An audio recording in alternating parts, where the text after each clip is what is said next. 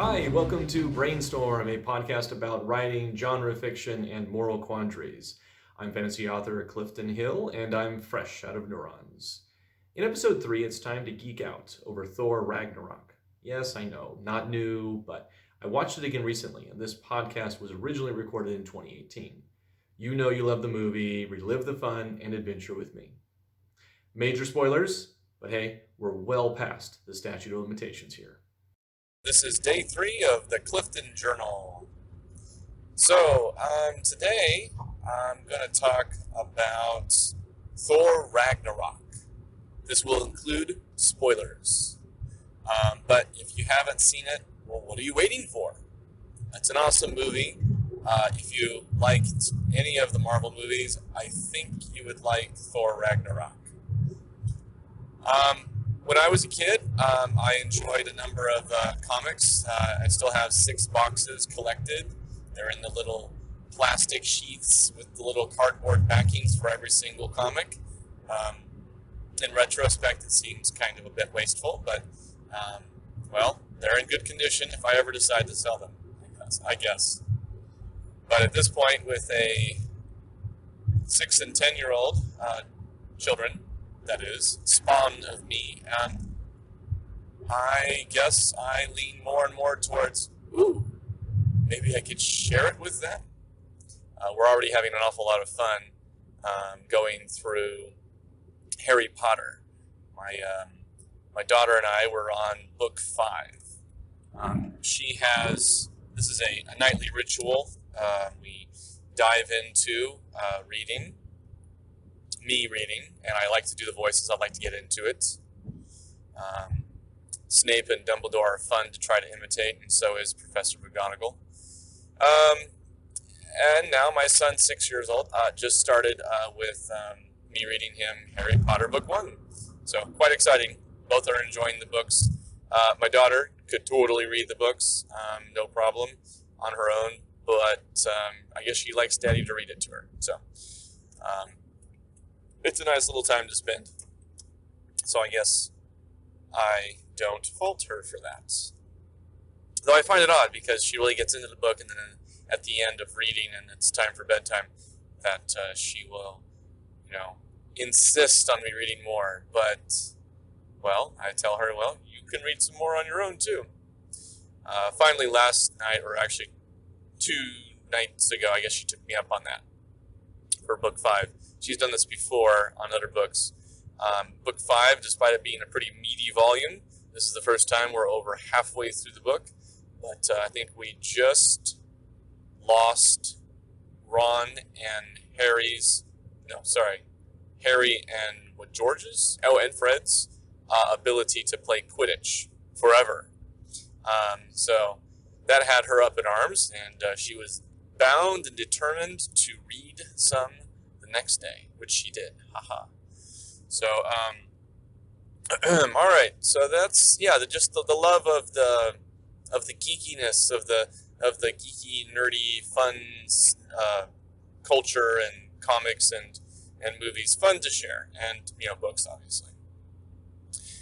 So Thor Ragnarok, I really liked this movie. It was funny, and just they meshed a lot of different things together, and they made it work, which is quite surprising.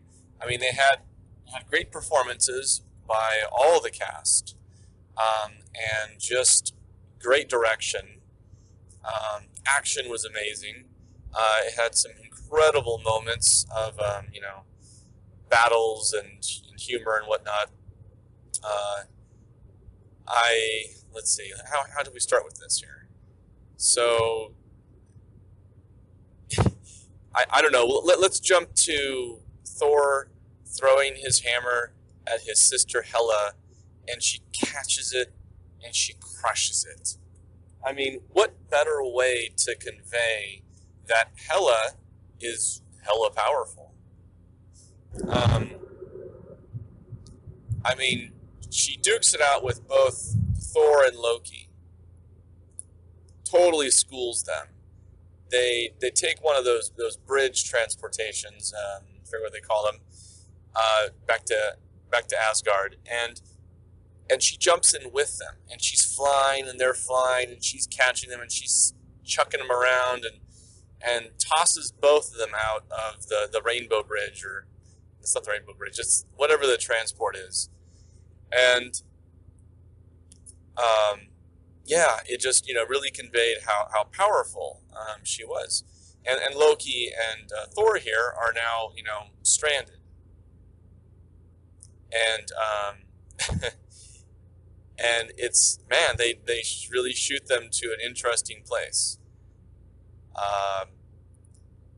And with the game master here on this strange world, which I forget the name of right now, where it's presided over by Jeff Goldblum, and he uses all of his quirky, talented, mannerisms to convey this really strange, game master leader of this environment.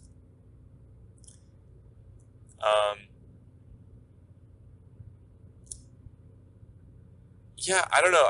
There's just so many things to go over on this. There's really not a lot to criticize. I guess I probably should watch it again if I wanted to really dissect it and see kind of how it worked. So let's just kind of jump around to some of the awesome bits. Thor and Loki losing Odin. He dies. And it was kind of, I guess, a requirement. He's been around for a while now in the films. And so losing him, was kind of like, oh, this great character, we lost him. But at the same time,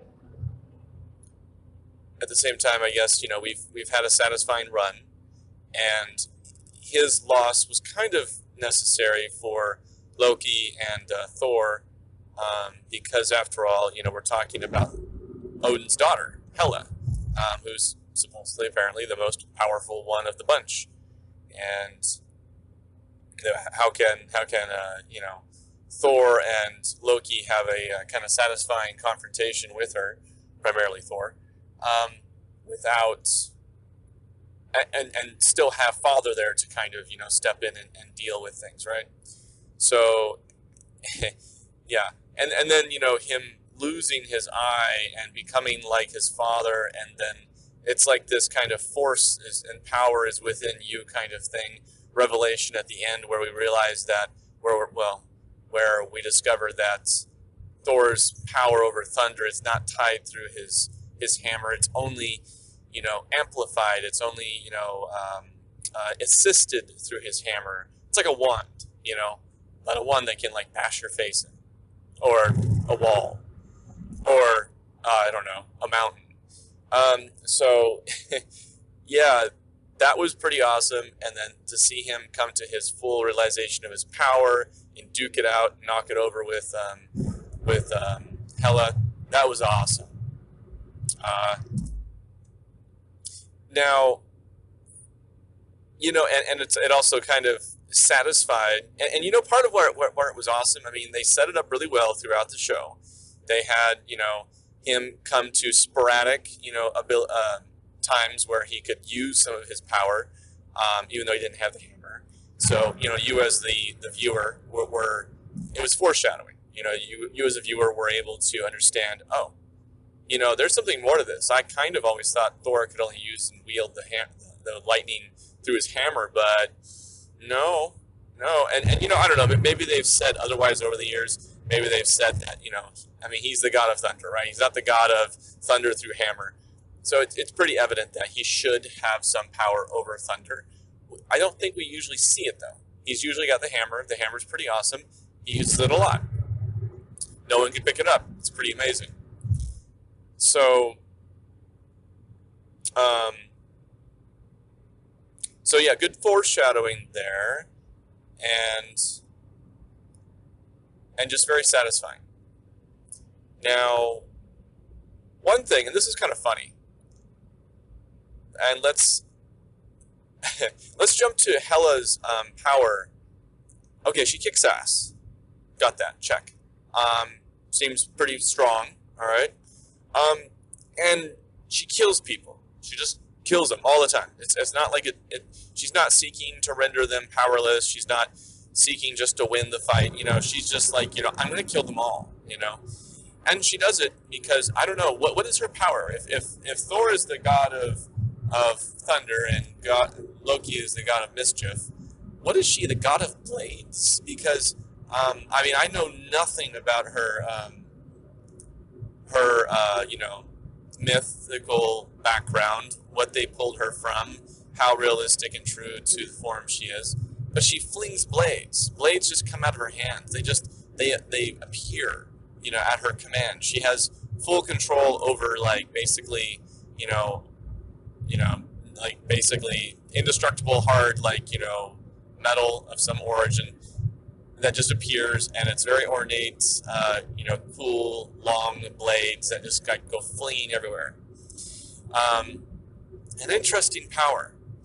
And then, I think I just had to laugh, when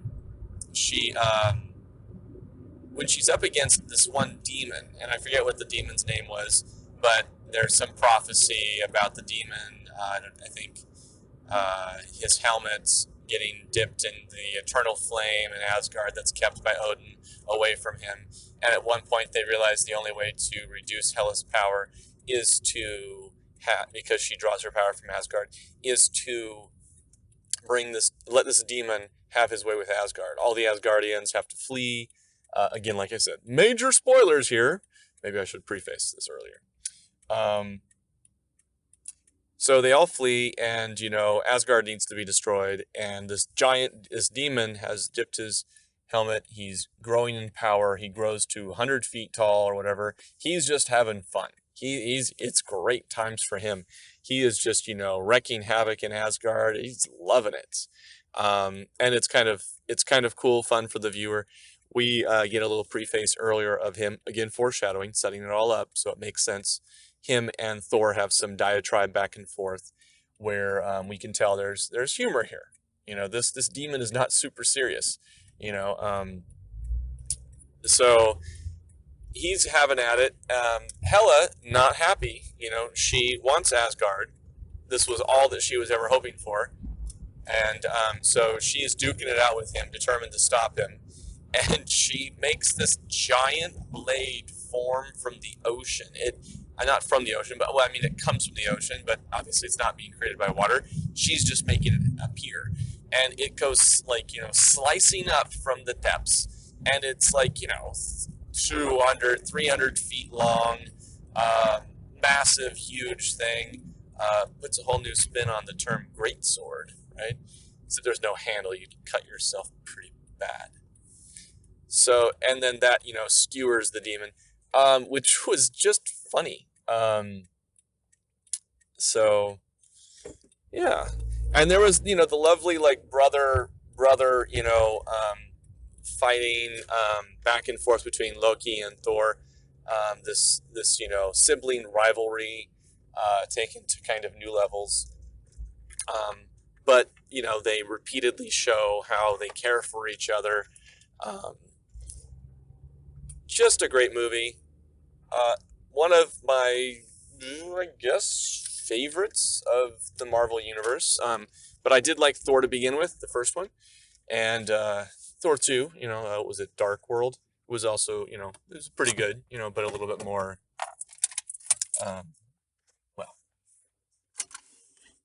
blanking on the term. But anyway.